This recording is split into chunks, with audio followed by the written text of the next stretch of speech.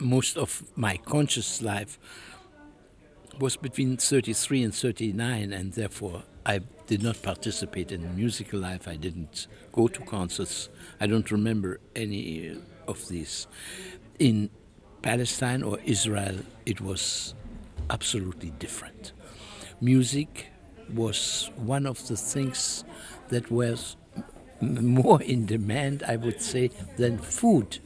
When you saw a long line around somewhere, you knew or they were buying the tickets or you stood in front of the hall. Music played such a vital role. And I think to a great extent it does that in Holland. I have that kind of a feeling in Holland. When you come and play, the public is absolutely, it is nourishment for their souls. And that's what happened in Palestine and Israel.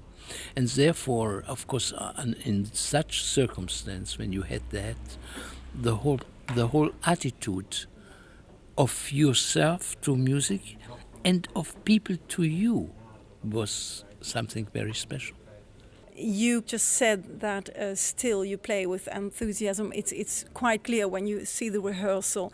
You still feel almost as if you are a child and playing something for the first time. How do you manage to be still so fresh? No, but that is the beauty and the greatness of this music. The music keeps you young. The music keeps you fresh.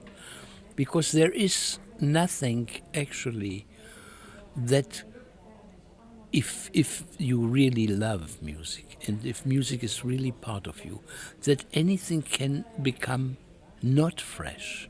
It always will stay fresh because it is a beautiful expression. You talk, and because of those are masterworks that I'm playing, there is so much new things to discover, and that also keeps you fresh. But the whole attitude of the piece, you see, when you know somebody and you love that somebody, every day you feel that, yes? And that's what is with the music. I feel it every day. And the most beautiful part is actually when you practice and these ideas come to you, because then you actually speak to the composer, or he speaks to you. Very often he doesn't like what I do, but sometimes he does. And so you speak, you hear, you rehear, and then what also happens, which is so wonderful, that the creative juices, the creative attitude comes into play. Talking about Mozart, the Piano Concerto number 17, how many times have you played it?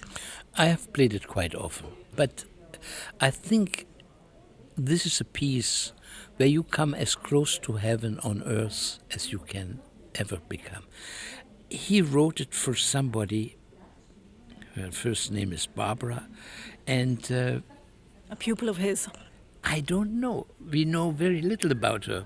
One thing we know, he was inspired when he wrote it. So whatever she was, we are grateful that she lived, because it's a piece which is absolutely unbelievably beautiful. And when they ask him about the last movement, where did he get that theme? Oh, he said he had a bird in his apartment, and he listened to the bird. Now, to a Mozart, even the birds talk. Talking about solo concertos and chamber music, you founded the Beaux-Arts Trio in 1955. You're the only member that still runs around, yes. Yes. Still plays. So I wore out so many violinists and cellists. Yeah. But I have a very wonderful trio right now, beautiful players. But I wondered, you've always put a lot of stress on the chamber music. Is concerto music and chamber music playing, is it different? Yes and no. When you play a Mozart concerto, it's not different. When you play a Beethoven concerto, it's not different. When you play Schumann, it's not different. When you play Liszt, it's different. But there are some people who play chamber music that way. That's their part, and the rest is not as important. And of course, that is in some of the solo concerti the case, that people take to it and listen to it to see how fast the fingers can go, how powerful it can be, and how, which is a pleasure. It's like a fast car. It's wonderful. But the great music doesn't have to be a fast car. It has a car who drives you to beautiful neighborhoods, who drives you into the forest, who drives you up a mountain, who drives you to the sea. Then that is the kind of thing it is. No, at one point one always thought, and it was the case, that people who couldn't play solo played chamber music. And of course that was to the detriment of chamber music. It happened more in trios than it happened in quartets.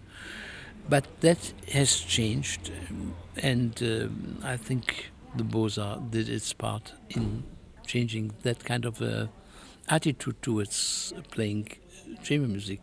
And as a matter of fact, right now, any one of my members in the trio plays solo concerts, yes? But it is a chamber music where you give up a part in order to make the whole grander, so that the sum total is bigger than the input of the three. Everything is as important as the solo part.